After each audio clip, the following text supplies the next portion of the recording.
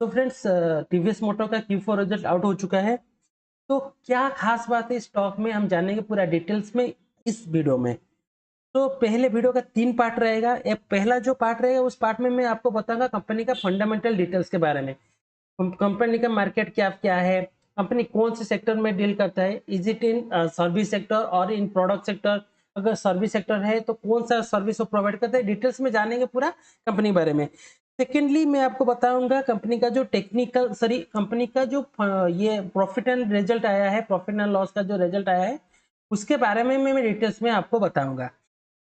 Then हम देखेंगे company का, फाइनल देखेंगे कंपनी का टेक्निकल एनालिसिस।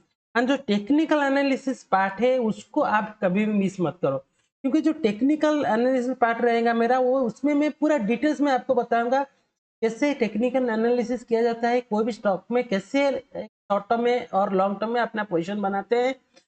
तो टेक्निकल जो एनालिसिस पार्ट है उसका मिस मत कीजिए। तो this will be very important video for those who like to do investment और for swing trading. Swing trading investment के जो भी इंटरेस्टेड है इसके लिए ये जो भी एनालिसिस रहेगा, ये जो वीडियो रहेगा बहुत ही अच्छा वीडियो रहने वाला है, ठीक है।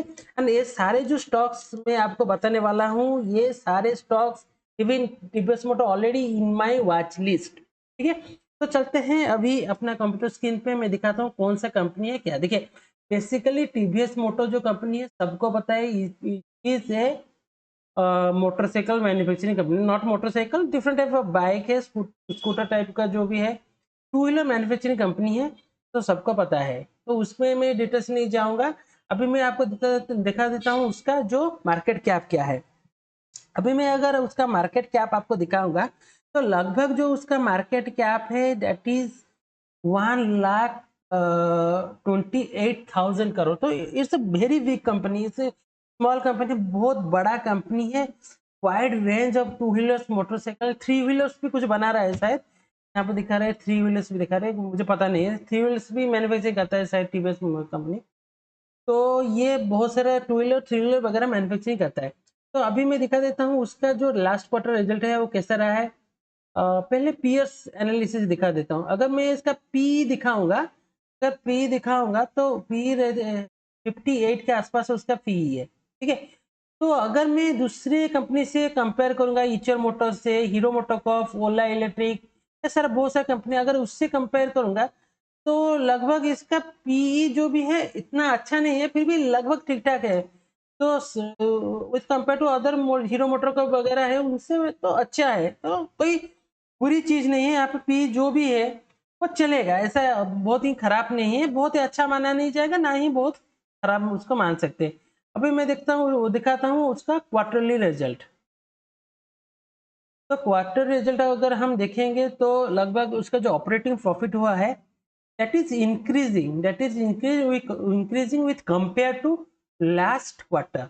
लास्ट क्वार्टर जो था ओनली 1633 था, अभी ये बढ़कर 1904 हो चुका है। तो लगभग 300 करोड़ का जो ऑपरेटिंग प्रॉफिट इंक्रीज हुआ है कंपेयर टू लास्ट क्वार्टर।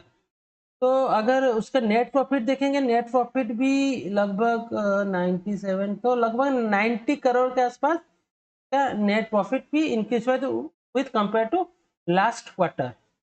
अगर उसका पूरा ईयरली दिखाएंगे तो ईयरली अगर मैं दिखाऊंगा नेट प्रॉफिट उसका, तो नेट प्रॉफिट अभी जो पोस्ट किया है 2380 crore with compare to last जो भी था लास्ट ईयर का, उससे कम से कम 600 करोड़ ज्यादा प्रॉफिट ये पोस्ट किया है, ठीक है। तो लगभग अगर मैं दिखाऊंगा तो लगभग यहाँ से अगर दिखाऊंगा लगभग 4 साल से दिखाता हूँ, 2022 से अगर मैं दिखाऊंगा तो ओनली 731 करोड़ था उसका नेट प्रॉफिट। 1300 हुआ, 1700, 2300 हुआ, तो लगातार 4 साल से ये काफी अच्छा ग्रोथ उसका प्रॉफिट में दिखने को लगा है, दिखाने लगा है। तो ये एक बहुत ही अच्छा स्टॉक है जो जिसको आप इमीडिएटली, अगर आपको वॉच लिस्ट में नहीं है तो इमीडिएटली ऐड कर लीजिए आपके वॉच लिस्ट में। अच्छा वो पोटेंशियल है इस स्टॉक में जो ग्रोथ देके जा सकता है।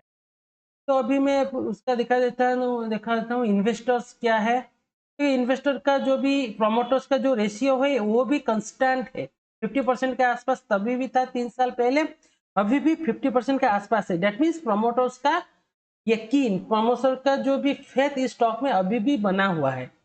ये एक पॉजिटिव सिग्नल है स्टॉक के लिए।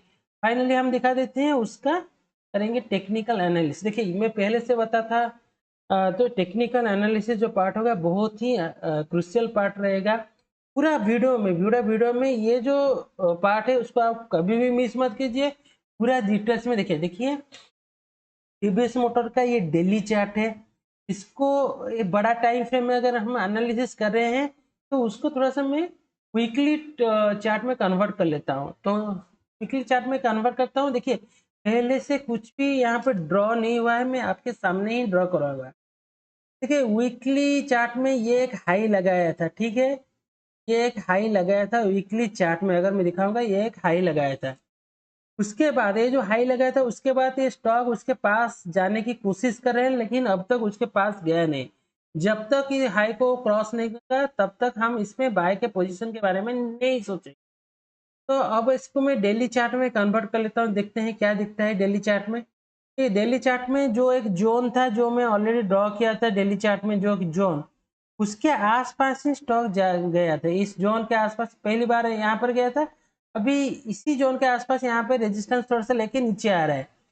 तो अगर हमको यहाँ पर सेल का पोजीशन बनाना है, देखिए अभी तो टेक्निकल के हिसाब से मैं यहाँ पर सेल का पोजीशन के लिए इंटरेस्टेड हूँ, क्योंकि फर्स्ट टाइम यहाँ तक आ रहा है, ठीक है।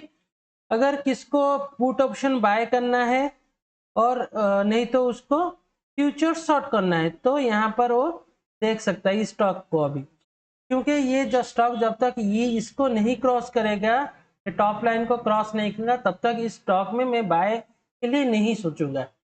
तो अगर हमको पुट ऑप्शन बाय करना है या फ्यूचर में शॉर्ट करना है तो कहाँ पर करेंगे, कौन से पोजीशन में हम उसको शॉर्ट करेंगे। देखिए ये दिखाता हूँ, थोड़ा सा मैं उसको 1 आवर चार्ट में कन्वर्ट कर लेता हूँ। पहले डेली चार्ट में कुछ चीज़ें मैं दिखा देता हूँ।